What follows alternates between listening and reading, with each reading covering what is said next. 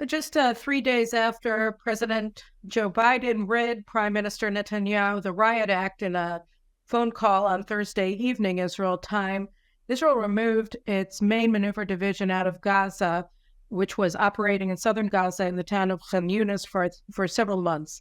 And the signal that it sent to the Israeli public and to the wider world is that for whatever reason, Israel has decided to curtail in a significant way its ground operations in Gaza. The Israeli media was quick to announce that the war in Gaza had ended.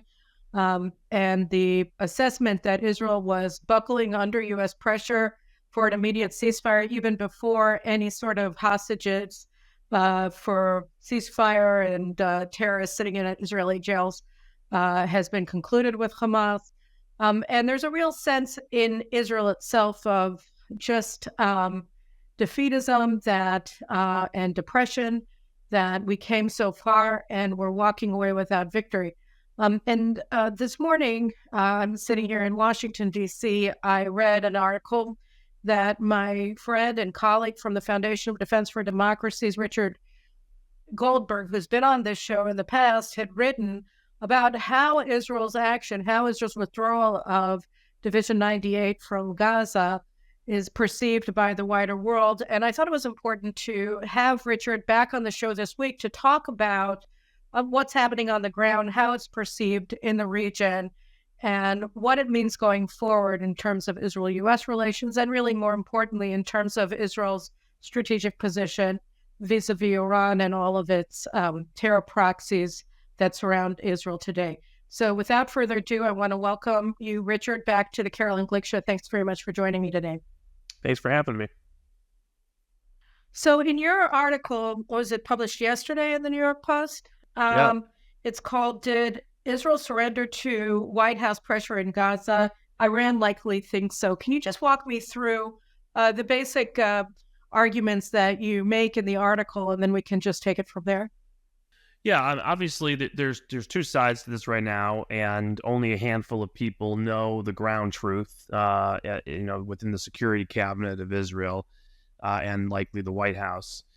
But on its face, the optics are not good, given the timing of, as you put it, the president reading the prime minister, the riot act, what we saw John Kirby, the White House spokesperson, deployed to the Sunday shows here in the United States, following his tour de force on various networks and from the White House podium after the president's call with the prime minister, in which they were, in not so many words, threatening a potential shift in U.S. support for Israel overall, whether that would be a cutoff of military assistance, no longer having Israel's back in international fora, though, of course, the recent UN Security Council debacle of allowing a pro-Hamas resolution to go forward questions the value of that already. But in general, really, especially in the military resupply realm, if the United States was going to be threatening Israel in some way with the military support alliance, at a moment when Iran was also threatening a major retaliation for an Israeli strike on IRGC senior officials in Damascus last week, that could be a major vulnerability for Israel. And within moments, we had already seen Israel declare reversal in many policies as far as areas crossing, how much humanitarian goods are going to go into northern Gaza, how they're going to go in, the use of the Ashdod port for resupply into Gaza, all these things that had been off the table until now, suddenly back on the table after the phone call with the president.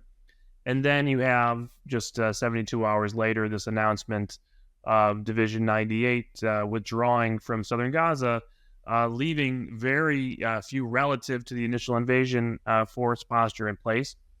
Though you do have, of course, the Nachal Brigade still in place along the central corridor, the Netzarim corridor of Gaza. That's the east-west highway that separates north and south. The Israelis making the argument this was always in the plan. They'll be able to do special operations raid north and south, stop the flow of fighters from the south to the north or vice versa.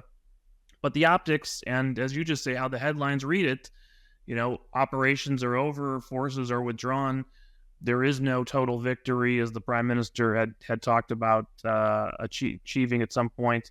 There is no hostage deal on the table that comes alongside this at this point. There is only leaks from the media that the president told the prime minister to get a deal no matter what at the table in Cairo, whatever it took for the Israeli conditions to change. And if you're sitting in Tehran, if you're sitting in Beirut, Hassan Nasrallah, with the daily attacks on Israel's north, or if you're sitting in the tunnels underneath Rafa, where we were told there was supposed to be a coming operation for weeks, even with this withdrawal, the Israelis claiming they're preparing still at some point for a Rafa operation that may or may not come. If you're Yahya Sinwar, if you're Hassan Nasrallah, if you're the Ayatollah in Tehran, how do you read this? How do you read this? I mean, it's very difficult for me to believe that they would perceive anything other than Israeli weakness, Israeli buckling, America pulling the carpet out from underneath its ally, and its ally being so dependent on that champion that it buckles under demands and cuts short its war objectives in Gaza. What does that mean for Lebanon?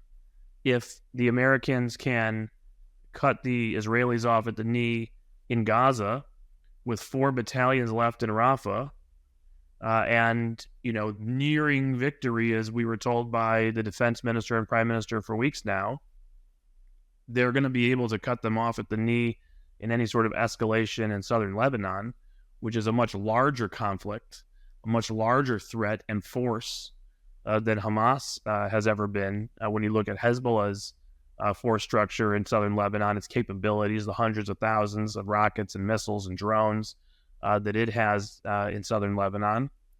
And then you think of the even larger threat, the existential threat in Iran that has been racing forward in its nuclear weapons development under cover of all of these wars that it has started, the fires that it has set from Tehran around the Middle East. Its potential for escalation, not just through its proxies, but in its own right. And its belief that the United States is so timid, so election weary and anxious, so interested in appeasement rather than confrontation, avoidance of escalation at all fronts, that it can run the board at this point, that the Israelis are ultimately weak. And so my point in the op-ed is... Yeah, just to say, that is a perception problem. It may not be reality. It may not be real. We have the defense minister saying, it's not true. We're not done with the war. These troops have been fighting hard for 4 months. This was always going to be the transition plan. We have a strategy of special operations going forward, like the Al-Shifa raid. We believe in our intelligence capabilities and apparatus that's been built through these operations. They obviously have a ton of intel that's come in from all the people captured at Al-Shifa and interrogations, that they're still committed to Rafa as they're looking at stabilizing the north, facilitating the passage of people and evacuation at some point out of Rafa, negotiations with the Egyptians to take that border that has to happen anyways. That could all be true. But that doesn't mean you don't have a perception problem right now, today, while we have a red light blinking in intelligence channels that Iran is preparing a major escalation and a major response to the strike in Damascus. That means the Israelis have to do something right now to send signals to Sinwar that they're still coming for him. Otherwise, what hope do you have for the hostages? To Nasrallah, that you are not going to allow this type of warfare to be normalized on the northern border, and that no one's going to hold Israel back from pushing Hezbollah and its capabilities away from the border, not just through some magical ceasefire. I just want to interrupt you for a second.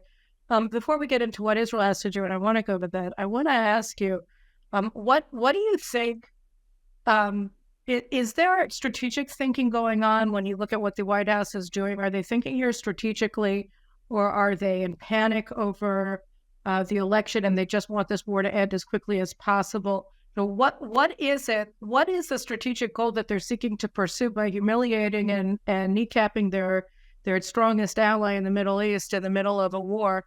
How do you see if you were trying to figure out what it is, or you try to figure out what it is that's motivating the White House to act in such open hostility and really humiliating Israel? What is the message? I mean, the message that they're sending is that we've abandoned Israel as an ally. Why? And I'm sure that they understand that that's the message that's being perceived by the nations of the region, and certainly by the Israeli people. Why? What is their ultimate goal here? What is it why are they doing this? How do you understand their behavior? They believe that their primary objective is to contain, whatever that means. And in their mind, containment means stopping the war in Gaza. Contain Iran? Contain what? Contain crisis, contain escalation, contain bad news, contain the feeling of anxiety and the world on fire. Get on to the economy, get on to other issues, stop having to look at protesters at every one of your events, uncommitted voters in Michigan, things of this nature. They feel distracted, they feel bogged down, and they think that all of their problems unlock themselves if Israel ends major operations in Gaza and the media moves on. That if there is a ceasefire in Gaza, they will get Hezbollah to agree to a ridiculous deal that will force the Israelis into a bad deal in Lebanon. There will be a ceasefire then on the northern border, that the Iranians will no longer have the pretext to be setting off various fires here and there. So Gaza is at ceasefire. Then they get Lebanon at ceasefire. The Houthis have lost their pretext to fire into the Red Sea, so they claim, because they say they're doing it for Gaza.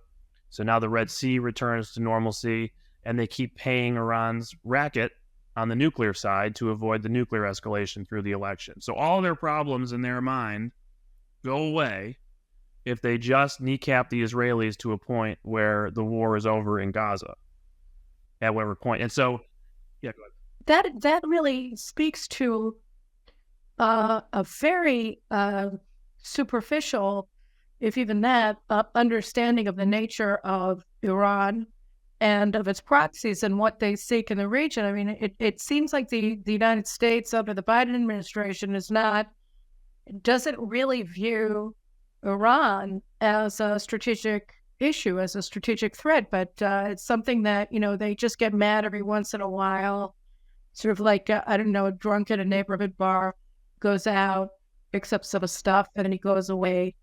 And if you keep him fat and happy, he'll just leave you alone. Like they don't, there seems to be a remarkable lack of regard for the seriousness of purpose of Iran and its proxies.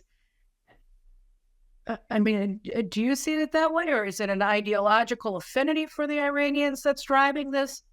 How do you look at it? I mean, either way, they just don't seem to take seriously any of the strategic realities on the ground in the Middle East.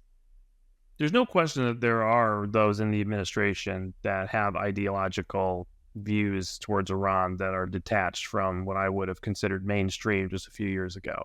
And those are people like Rob Malley, who has now departed under suspicious terms, the former special envoy for Iran, who's now on unpaid leave pending some investigation we still can't get details on. Those types are fully ideological. They're on the record. Iran's not our true enemy. We've made them our enemy. Hezbollah and Hamas are not terrorist organizations. These are political labels. That's an ideology on the far left.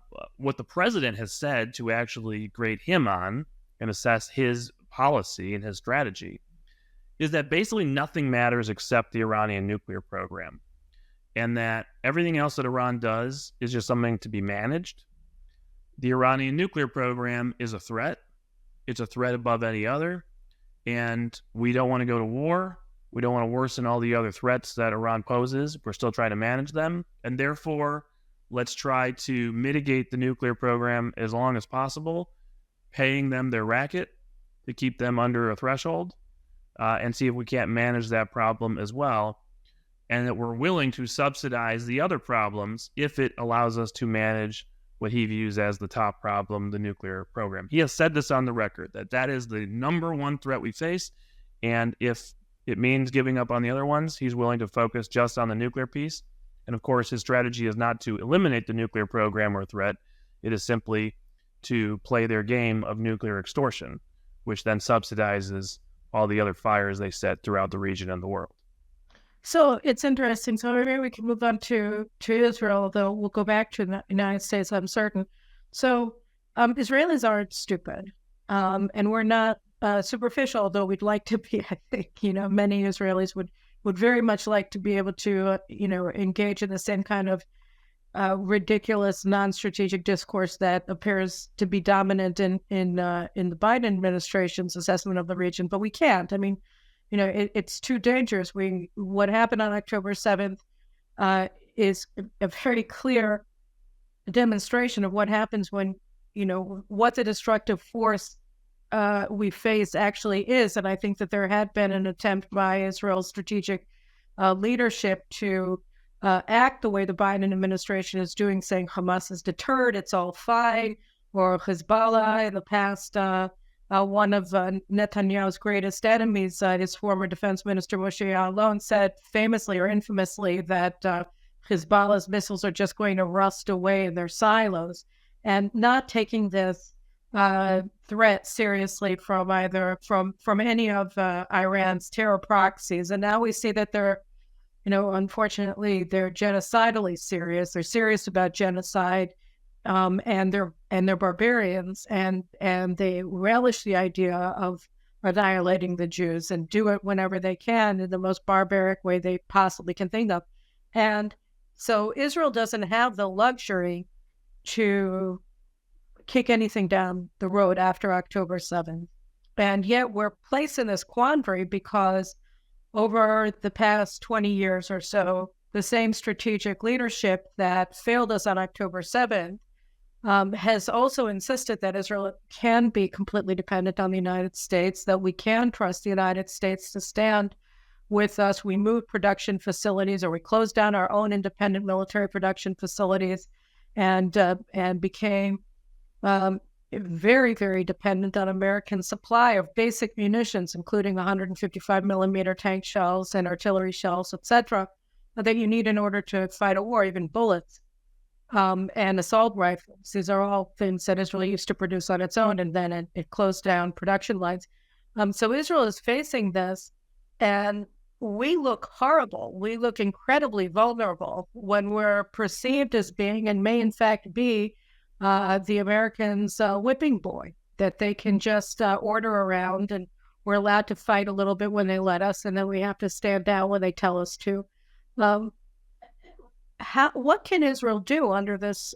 If the circumstances are as bad in terms of American control over Israel's capacity to wage war as they appear to be today, what sort of advice do you think? What sort of things Israel should be thinking about in order to secure its existence, given all of the constraints on its independence of action? Yeah, I mean, I come to the starting point as an American policymaker who believes very strongly in the benefits, the mutual benefits of a U.S.-Israel security relationship. And we don't have a long enough podcast to even go through the litany of things that we have gotten from Israel out of this relationship in R&D, in tech that we incorporate into our own military platforms, not just what we have sold to Israel over the years and the financing we have provided for expensive platforms. You think about counterterrorism and intelligence sharing and all that, and how many American lives have been saved by our relationship with Israel.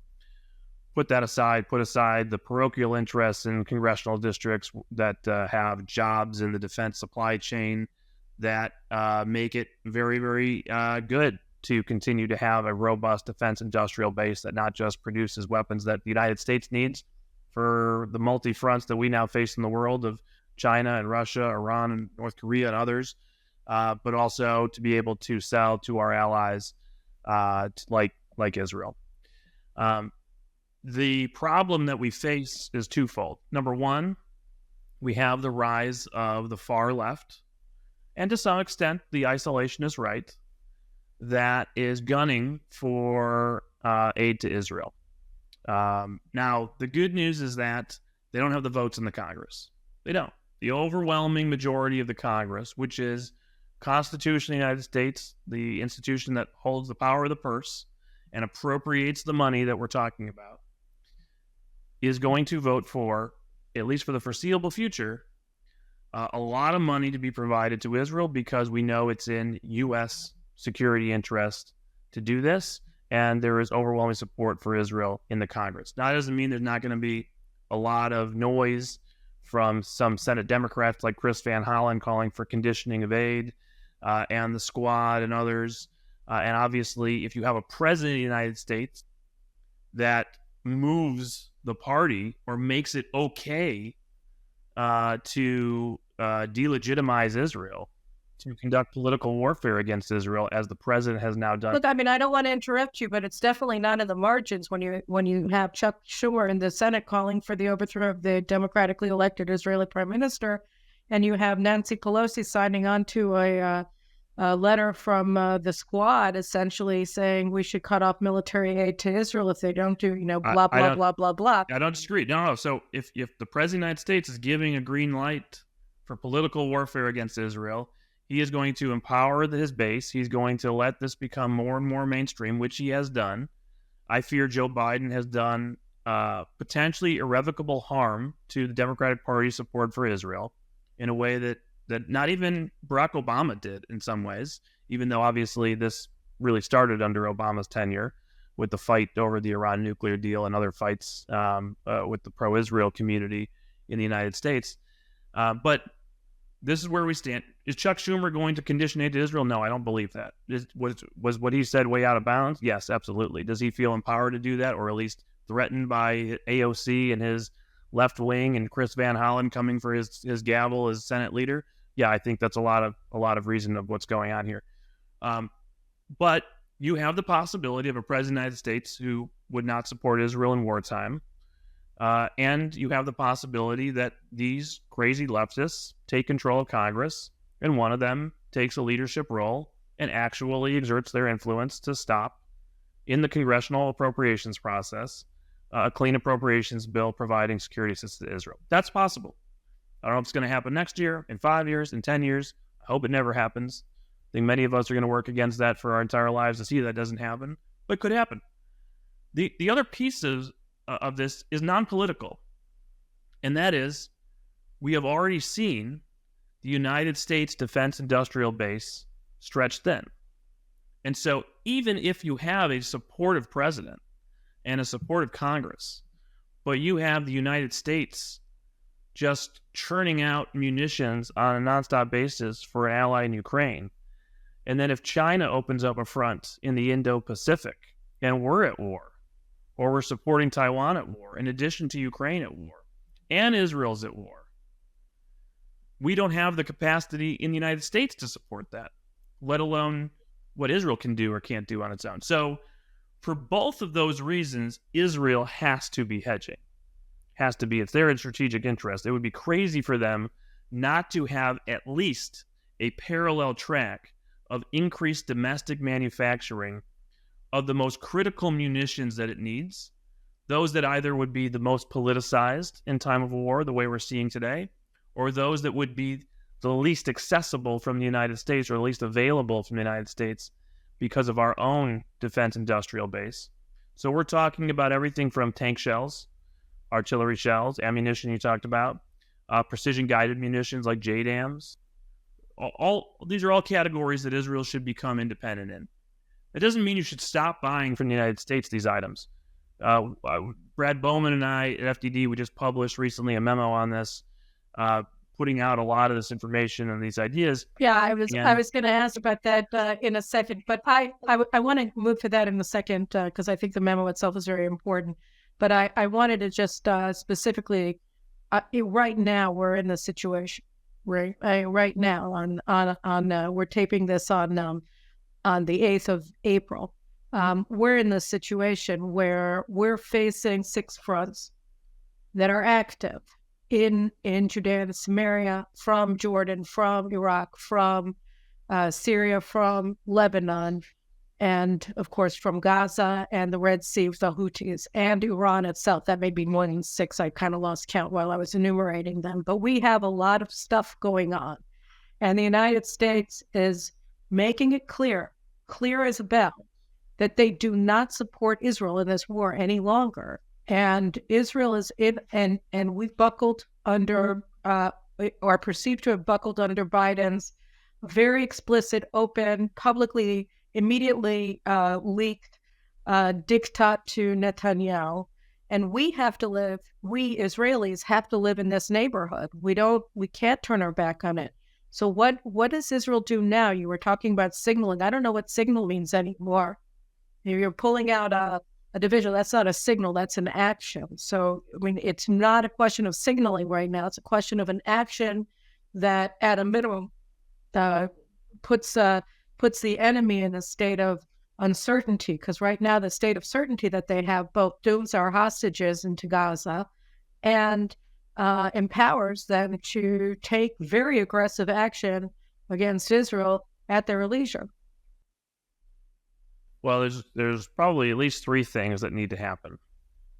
Number one, there needs to be a clear indication sent to the Iranians, and I would hope the United States would join with this, but clearly right now you can't get the United States to do much with Iran except send them $10 billion. There needs to be a threat of what will happen to Iran if they escalate in a way that is unprecedented. You can't go through the last 72, 96 hours, as we have with press reports, that Iran's going to launch a complex cruise missile and drone, maybe ballistic missile attack, not from Syria, not from Hezbollah, not from Iraq, from Iran at Israel, with Israelis freaking out about what's happening. We need to go to a bomb shelter. What's going on? Civil alerts going out about stockpiling and stuff. And there's no response right now from the Israelis of, this is what might happen if they do this. Why do the Iranians get to play this information operations game of scaring everybody with threats that still have not materialized? That should be something that the Israelis are intimidating the Iranians, not the other way around, because it's the Iranians that have started this war and waged this war for decades and have escalated it since October 7th, not the other way around. So that's number one. And by the way, why wait? Something else should go boom in Iran tomorrow. Something else should blow up in Syria or in Iraq or in Lebanon of a very high value. To say it's not just one and done, and now we're going to get under our desks like it's some sort of a nuclear drill, for those that are Cold Warriors. This is something that should be sustained, or Israel doesn't live in fear. There are other targets available. So that's one thing. There has to be a major message sent to the regime in Iran that their days could be numbered, that they will pay major prices, and they do not want to escalate. Number two, there has to be a clear signal being sent to Hezbollah that there will not be normalization of the status quo. Israel's walking itself, I fear, into this box of plan A versus plan B, and neither of them look to be something that can be achieved, at least today. Plan A is there's a massive full-scale war and total mobilization into southern Lebanon, ground campaign, push Hezbollah back to the Litani River. This is a massive undertaking. America is threatening military assistance, resupply of key munitions, for going after 4 more battalions of Hamas in Gaza. There is zero indication the United States is going to stick around to support any type of major escalation in southern Lebanon. In fact, there's plenty of evidence to the contrary, including leaked reports that the President of the United States already threatened U.S. support to this on October 8th, when this was contemplated inside the cabinet. So that's not happening. You still have this Amos Hochstein process playing out. Okay, so that's plan A, which doesn't seem to be anytime soon.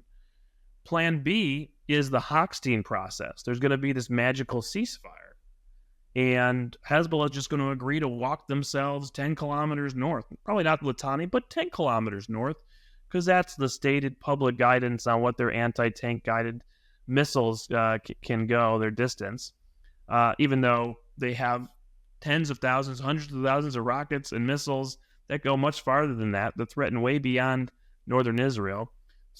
drone swarm possibilities, all kinds of things that you're not accounting for. Even though the people, the fighters, live in the border communities in southern Lebanon where their families are, where their kids go to school, they're not walking themselves north. And Nasrallah likes the status quo. He's already proven that the Israelis either don't have the will or don't have the capability to actually have a major war that pushes back and degrades his capabilities. Therefore, why not sustain the status quo of squeezing Israel politically, domestically, where you have 100,000 citizens screaming at the top of their lungs, why aren't we allowed to go back to our homes? What are you doing about it? And you have nothing to do about it, except keep taking daily fire from Hezbollah and returning tit-for-tat escalations. So that's plan A and plan B. Both don't seem achievable. But plan B is actually worse, C. right? Because, wait, let me just get to plan B a second, because it's actually worse than what you're putting out, because the deal that Hochstein is mediating is a deal that requires Israel to surrender its sovereign territory, including area called Mount Dov that controls all of northern Israel, to Hezbollah in exchange for this fake claim by Hezbollah that they're going to remove their forces 10 kilometers north. So it's not even a deal. It's a deal that's impossible for Israel to accept. I would hope so. I would think so. If Nasrallah actually came to the table after there was a ceasefire in Gaza, if the United States forced that and Israel surrendered there truly, and then they went to Nasrallah and said, "You have victory. You have helped achieve the victory in Gaza," which is his propaganda. Now we can squeeze the Israelis more. They will make some concession on Mount Dov of some symbolic nature. The international community stands ready to pump tens of billions of dollars into Lebanon, which remains an economic and financial crisis. And this will be credit to Nasrallah for getting the international bailout. And they'll remove some buildings and move stuff north, and the fire will stop on northern Israel. And you'll have Israeli leaders come out and say, it's at least safe to go back north now. Just to save face, to get kids back in school by Rosh Hashanah of this year. Like, that's not an impossibility if Nasrallah wanted it to happen. I'm just not convinced that Nasrallah likes that idea, because he's still inflicting massive terror on northern Israel, not paying any price for it, putting Israel into knots domestically over the fact that they can't return people to the north, but are having the world normalize what is actually a state of war on a daily basis. So that's why, the Hochstein plan is terrible. Let me tell you, if it ever is accepted, it's horrible. I've written about this. But I'm not even sure that Nasrallah cares to entertain that, because he likes the status quo even more. So there has to be a plan C here of really being willing and capable of escalating in some way to force the North into some level of quiet and degrade Hezbollah's capabilities. If that's not achievable, that is a major security vulnerability and problem for Israel over the next several years. And the last piece, of course, is Gaza itself. All right, Gallant says, the defense minister says yesterday that Rafa is still going to happen. Not a lot of people believe that right now. Doesn't look that way. It's possible. I'm saying it's possible. I've talked to several high-level officials since this announcement was made of the withdrawal of Division 98, and everyone insists this was part of the pre-planned military strategy. Some of the humanitarian commitments that have been made in the last 96 hours, that is under duress from the United States. The military moves in Gaza announced on Sunday are not. And that it makes sense to pull these people out. They've been fighting hard for 4 months. They need a break. They need refitting. They will be used in Rafa. You want to get the troops out of the way to actually have populations moving out of Rafa. The population movement out of Rafa itself will take at least a month for evacuations to complete. Why would troops just sit there as sitting ducks? They can launch operations anytime. They have intel. They have special operations. They control Netzarim. They feel in very much control, and that they won't give at the bargaining table with in Egypt with Hamas what Hamas is asking for most, and that is the free flow of people across Netzarim back to the north. No, that's an American demand. I mean, the United States has adopted all of Hamas's position and is demanding them as an American position. Are pushing on it. And by the way, if Israel caves on that, it's game over. It's game over. Right. You can allow people to go through some sort of screening on a limited basis on a controlled basis, if that helps also evacuate civilian populations from Rafa to enable a military operation. But if you allow unrestricted flows, no screening, then Hamas obviously embeds in the flow and takes back over any territory lost in the north, and then completes whatever command and control they still have in the south with the north, and then it's like you never even fought a war at this point. So I read your article, your policy paper that you wrote about how to ensure that Israel has the weapons it needs with Brad Bowman a couple of weeks ago, and I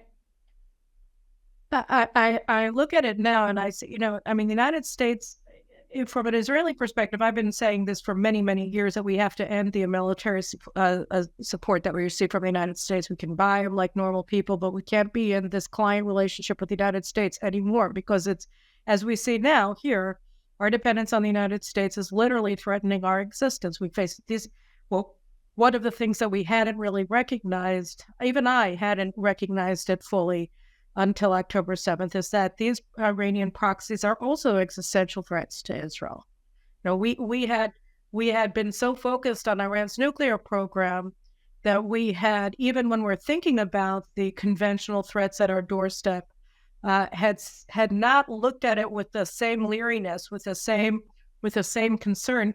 But then we saw on October 7th and subsequently that it actually is a nuclear level concern. And when we see the Palestinian Authority security services in Judea and Samaria and the heavy weapons that they've received over the years from the United States, the commando training that they've received from the United States, they are a full-fledged Western armed, heavily armed military organization that is absolutely indistinguishable from Hamas in terms of its genocidal intent in relation to the Jews of the land of Israel. So we're facing all of this, and the United States is siding with them against Israel. So we'd have to figure out very quickly, how are we going to be able to exist in this extremely hostile environment with the United States in an antagonistic position vis-a-vis Israel? And it's, I read what you wrote, but I felt like it was being more hopeful than realistic when you look at the full implications of what's happening now with the Biden administration. So I guess my first question to you is, why do you think, I'm trying to put it lightly because I'm feeling very heavy. What is it that is there something that makes you think that there's a problem with my analysis when I say that effectively we're fighting a two-front war right now against Iran and its terror proxies, and against an antagonistic American administration that's using its extraordinary leverage over Israel in order to force us into total capitulation? So the threat analysis I largely agree with.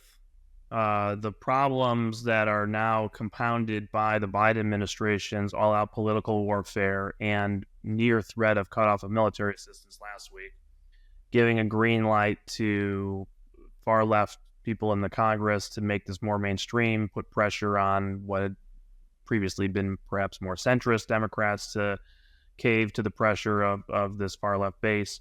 All of this is highly problematic. And obviously in the context of when we published the memo, we had not seen sort of the unrelenting political warfare that the Biden administration has unleashed, I'd say, in the last month or so, and certainly not threats on the military assistance side. I think it is important for people to know that after October 7th, in the key moments where Israel looked at its stockpile, its reserve stockpile that the United States keeps in Israel, wartime reserve stockpile there, which had been tapped for Ukraine and drawn down extraordinarily of all key munitions that Israel needed and sent to Ukraine. And Israel realized it had already made a historic mistake of stopping to domestically produce a number of critical, just low-tech stuff that you need in a ground war, especially a multi-front ground war, and a sustained multi-front ground war at that, like tank shells. The United States stepped in a massive way, and Joe Biden did deliver an insane amount of munitions And on an ongoing basis, they had so much stuff coming in, the Israelis couldn't even keep up with what was being brought in at certain points. That is true for the, let's call it Q4 of 2023. And deliveries continued into 2024, and approvals continue to be made of the most critical types of munitions Israel needs to fight a war and potentially even fight a war in Lebanon, not just in Gaza. And agreements on larger platforms. Now, that is not to say that all of what we've seen in the news and what is happening right now is not a major threat and a red flag that Israel cannot be dependent on the United States for its most critical munitions for a time of war like this. Major mistake to shut down domestic production in those key areas and not to actually ramp up those key areas to be not just less dependent, but potentially independent in some of these key munitions. And it needs to happen. It should happen. I think most people that I've talked to have learned from it, and there's go signals in industry to try to make it happen. It needs to happen quicker. There is, however, also a reality that Israel does not have an unlimited defense budget. And I think if we just had a magic wand and said Israel can spend any amount of money at once on any platform in the world and everybody's going to sell it to them, and they can source components from anywhere at any time, and they can source raw materials like explosives at any point at any time, those things, that sounds wonderful, but that's not the case. Because you don't just buy a platform from one country, you also get different components to go into that platform from other countries. We're seeing that play out as Great Britain is threatening component sales. Canada has shut down component sales. These are big problems for the Israelis in some of the platforms, and the United States needs to be doing more to go after our allies to say, hey, you can't mess around with our platforms by holding up components. It's a whole separate conversation. But they're the ones spurring the Canadians and the Dutch and the British to threaten Israel. I mean, the Americans are actually the ones propelling this action by Western governments to boycott Israel. I'm not so sure on that level if the United States has ever gone to Canada and said... It's certainly the case with the Germans that announced a sale of 155 millimeter tank shells to Israel, and then Biden immediately got on the phone with the chancellor, and it started getting slowed down. Well, that's highly problematic. The British piece, I would say, the Sunak government is under a massive amount of pressure to cut off its arms sales. It has not done so, even though there are even some anti-Semitic Tories who we've known about for years that are not just the Lib Dems and Labour doing this. And they have resisted this. Boris Johnson came out and said we would oppose this. And I do think in general the UK likes to align with US policy and that there is not going to be any UK action if there's no US action. But bring it back to the point I was making, and that is the United States cannot be your sole point of failure, your single point of failure in certain areas like this. But you also have to know that you can't actually make everything yourself. You can't afford everything yourself. Look at what's also going to go into the new defense budget for Israel in this new round that they're contemplating. You're going to extend the number of days of reserves, so that's more expensive. You're going to have healthcare costs and veterans benefits and combat benefits and all kinds of stuff for the people who are coming out of the war in Gaza. You're going to be increasing domestic production and all these munitions that we've recommended and talked about. And you're still going to be looking to do more. And it's like, where is all the money going to come from in a limited budget? These are real questions. That said, what has also just happened? Amidst political warfare by the Biden administration against Israel, amidst all the protests and all the letters and all the calls for conditioning of aid and all the worry, the Congress did approve its fiscal year 24 bill with a lot of stuff in it. The money for Israel within the Memorandum of Understanding, billions of dollars, the money for co-development of missile defense, prohibition on funding UNRWA until next March. A lot of stuff got in there, and it passed the Congress. It got signed by the President of the United States. And so so what is that $3.3 billion good for? That should not be money that's taken out to buy tank shells or to buy artillery shells or to build bullets for rifles. That is stuff Israel should be doing and ramping up. But Israel cannot afford to do all those things it's not doing today, which it needs to, and buy F-35s, and buy F-15s, and buy Apache helicopters. So we were actually discussing that as well in Israel. There was the military made an agreement, and Defense Minister Gallup made an agreement when he was in Washington, I think a week and a half ago, with Lloyd Austin, that we were going to buy another squadron of F-35s and F-15s. And there's a lot of pushback in Israel about that plan, that we cannot make a determination about the future buildup of the IDF without any public input into the process, because we're facing air forces that are based on unmanned aircraft, drones, and of course missiles, and they're much less expensive and very effective. And with the precision-guided systems, it's not at all clear that manned flight should be Israel's plan for developing its forces up to and including, past 2040. And that's really what these two squadrons are about. And so there's a real question whether that money, the 35 billion shekels, is something that we want to spend on U.S. aircraft, even if some of it or most of it is being subsidized by U.S. military assistance. So it's not at all clear that the Air Force-centric structure of Israel's forces is the correct structure going forward after what we've seen in Gaza and the expansion of conventional land forces being really the order of the day. So I think, that's a question where we would use the aid or how we would use the aid going forward that is open. And the idea that the same generals who screwed everything up so completely and absolutely and totally misread the intentions of our enemies, that they should be the ones determining how to build the military going forward. I think that's pretty clearly not what should be happening. So we'll have to see how that goes with the aircraft.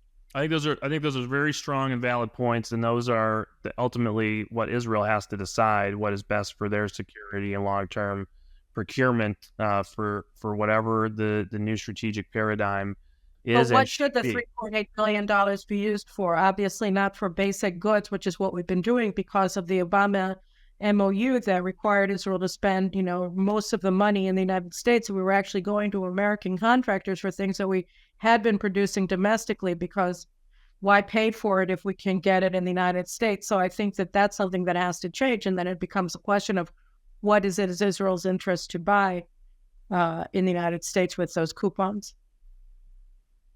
I think that's exactly right. I think you go through what are your strategic priorities, what do you actually need for all of your components, service components, long term, next 1 year, 5 year, 10 years. What are the different prices of the things you need to procure, whether it's platforms, systems, munitions, whatever it is, and then say, okay, we have identified that we actually need, this many new Apache squadrons or this many F-15 still to be updated with the next revision, in 10 years. And this, because things are a long time procurement, unfortunately for the United States, problem that we have, which compounds Israel's problems. So these things do have to be taken into account. And if you do need something that costs $5 billion, $6 billion, and you have the appropriations from the Congress still available, and you can lock it in, you should lock it in. Yet, by the way, if there's a massive amount of munitions that are ready to ship, and you can buy them while you're still building the factories to make sure you don't have to ever buy them in the future, that you're building them, you should stockpile as much munitions as possible for what's coming in Lebanon. One of the problems, though, Richard, is that we determined that we needed another squadron of Apaches, and the Americans said no. We wanted the F-15Is, and they said no, and they keep pushing us to buy more and more F-35s, which are, at least they're improved over what they used to be, but that's not an all-in-one fighter plane for Israel. And so the problem is that on the one hand, we have this military assistance, but the Americans are demanding or dictating what we have to buy with it. So these things are not even necessarily things that Israel wants, and it's not necessarily the best use of the resources. So if the Americans are pushing us to take systems that then require that we spend a lot of money on the ground in maintenance and training crews and having crews to handle them, it might just be better to forego that assistance and just concentrate on the things that we actually need to build. Because I think one of the things that has taken preference over Israel's actual needs are the preferences of American military manufacturers, because they're demanding that we buy these F-35s, and so we do. And then we pretend that that's what we need, as opposed to starting with what we need and seeing how we achieve those goals. I can't speak to specifics as far as the negotiations going on of that nature, but when I was in government and have been in government, both in the executive branch and in the Congress, with a lot of oversight on our foreign military financing, this is an iterative process. There are various venues. If something like that was happening, if the Israelis are being forced into buying something that they don't want to buy with the money that Congress is appropriating for Israel's security, then Congress would want to know about that, and Congress will want to have a say in that. And there are prerogatives for Congress to step in if something like that takes place. Obviously, if the Israelis never admit that and never talk to somebody in Congress, then nobody would know or be able to prove it. But this is not to say that, again, if you have the ability to have $3 billion or more per year appropriated by the Congress, because people do want to support Israel because they know it's in our best interest for Israel to be strong, not just to buy American things. It's helpful. It's good. As an American, I like that. But it's not the primary objective here to increase the security of our allies, to increase their self-reliance and their ability to take security measures in the region, which reduce pressure on the United States. There is still a bottom line that Israel's going to have to meet. Like, okay, you're not going to buy an F-15, you're not going to buy an Apache because we won't let you, apparently. You don't want the F-35. Okay, what do you need? What does the Air Force actually need, and how are you going to get what the Air Force needs? What does the Army actually need? What does the Navy actually need? And that's got to be, I agree with you, your bottom line point is, what do you need, and how do you go about getting it? It needs to be the guiding force here. So I want to just ask you one final question, because, what can I do? I have to admit I'm pretty upset about what's going on the ground, and the treatment that Israel's received from the Biden administration and continues to receive. But, going forward, how, as an American looking at what the administration is doing, how do you think that this is going to impact American national security today, tomorrow, and in the years to come? Also, when you see the domestic threat here with people who support jihad openly marching on the street and calling for genocide, and we saw clips from Dearborn, Michigan yesterday, I think it was, calling for death to America, and these are U.S. citizens. So, I mean, when you see what the Biden administration's posture is, what do you think the implications are for U.S. national security, both at home and in terms of the United States' position as a global superpower going forward? Oh, I think the Biden administration, the President of the United States, has made historic mistakes, continues to make mistake after mistake in the message he sends, not just to our enemies, but to our allies. And just because some highbrowed anti-Semitic European may approve of what the president is doing with respect to conducting political warfare against Israel, I don't think this sits well in Taipei. I don't think this ultimately sits well in Kyiv. I don't think this sits well in capitals like Warsaw, where people know that ultimately, whether they do things in public, whether they say things in public, oh, by the way, Arab Gulf capitals that condemn Israel at the top of their lungs right now through their foreign ministries, public statements, and in private are praying to God every day that Israel completes the job and destroys Hamas, and that America supports them in that mission quietly. Those allies see America as no longer reliable. They already believe that. They already saw it happening. And so what are we doing right now? We're pulling the rug out of Ukraine because one side of America has fallen under the false impression that we should hand Eastern Europe to Vladimir Putin. The other side of America now wants to destroy Israel and pull the rug out of that ally and hand the Middle East to Iran and its terror proxies, empower Islamic radicalism. So we are in a very precarious situation right now as the United States, as a superpower, signaling to our key enemies, our key adversaries in China, Russia, Iran, other actors like North Korea and Venezuela. It's open season, totally open season on a U.S. ally. It's open season on a democracy, and it's open season on the United States, because what are we going to do even when we get attacked? When 3 Americans are killed in Jordan, what are we going to respond with? Nothing against the primary sponsor of that attack. In fact, we're going to offer them more money. So we are in a very backward situation right now for our national security. And I don't know what political benefit the president thinks he's getting out of this policy catastrophe, but I don't think that's even being achieved by their own metrics. He would have been much better off on policy and politics, standing by a U.S. ally and calling attention to the craziest things that happen every day from those that support Hamas. You talk about Dearborn, Michigan.